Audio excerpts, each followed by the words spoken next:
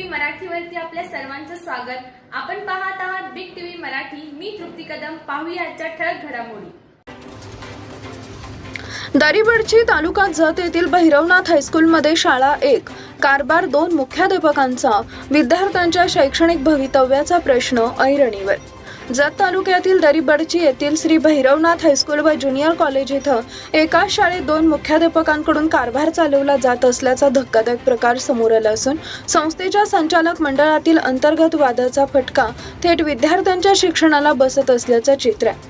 शाळेत इयत्ता 5वी ते 8वी पर्यंत 402 विद्यार्थी तर 12वी पर्यंतचे वर्ग असून विद्यार्थ्यांची संख्या ही मोठी आहे। मात्र शाळेचा अधिकृत मुख्याध्यापक नेमका कोण याबाबत शिक्षक, पालक आणि ग्रामस्थांमध्ये संभ्रमाचं वातावरण निर्माण झालंय। याबाबत प्रत्यक्ष शाळेला भेट दिल्यानंतर अनेक गंभीर बाबी समोर आल्या। संस्थेच्या अंतर्गत वादामुळे 2 स्वतंत्र मुख्याध्यापक नियुक्त करण्यात आल्याची चर्चा परिसरात असून यामुळे प्रशासकीय कामकाज विस्कळीत झाल्याचं बोललं जात आहे। परिणामी विद्यार्थ्यांच्या शैक्षणिक गुणवत्तेवर परिणाम होण्याची शक्यता व्यक्त केली जाते। याचबरोबर शाळेतील मध्यान्ह भोजन योजनेअंतर्गत आलेला तांदूळ गेल्या 6 महिन्यांपासून शाळेच्या परिसरात ढिगाऱ्याच्या स्वरूपात पडून असल्याचं निदर्शनास आलं आहे। अन्नधान्याची योग्य साठवण न झाल्यास त्याची गुणवत्ता खराब होण्याची शक्यता व्यक्त होतीये। तसेच साठवून ठेवलेल्या खाद्यतेलाच्या काही बंद पिशव्या कालबाह्य झाल्याचंही समजतंय। त्यामुळे विद्यार्थ्यांच्या आरोग्याचा प्रश्नही ऐरणीवर आलाय। विशेष म्हणजे मध्यान्ह भोजन योजनेच्या खोलीची चावी एका मुख्याध्यापकाकडे असल्याचं सांगितलं जात असताना त्या योजनेचा प्रत्यक्ष कारभार शिपायामार्फत पाहिला जात असल्याची चर्चा आहे। त्यामुळे संपूर्ण व्यवस्थापनात नेमका काय प्रकार सुरू आहे असा प्रश्न उपस्थित होतो आहे।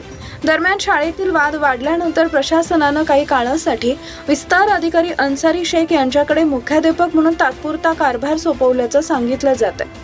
त्याच कालावधीत शाळेतील सुमारे 10 ते 15 पोती तांदूळ जप्त करून पंचनामा करण्यात आल्याची माहितीही समोर आली आहे। मात्र त्यानंतर या प्रकरणात पुढे काय कारवाई झाली याबाबत अद्याप स्पष्टता नसल्यानं अनेक प्रश्न अनुत्तरित आहेत। ग्रामस्थांच्या म्हणण्यानुसार संस्थेच्या अंतर्गत संघर्षाचा सर्वाधिक फटका विद्यार्थ्यांना बसतोय।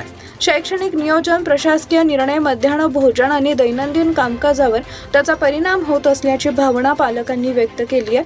विद्यार्थ्यांचं नुकसान होऊ नये यासाठी तातडीनं हस्तक्षेप करण्याची मागणी होतीये।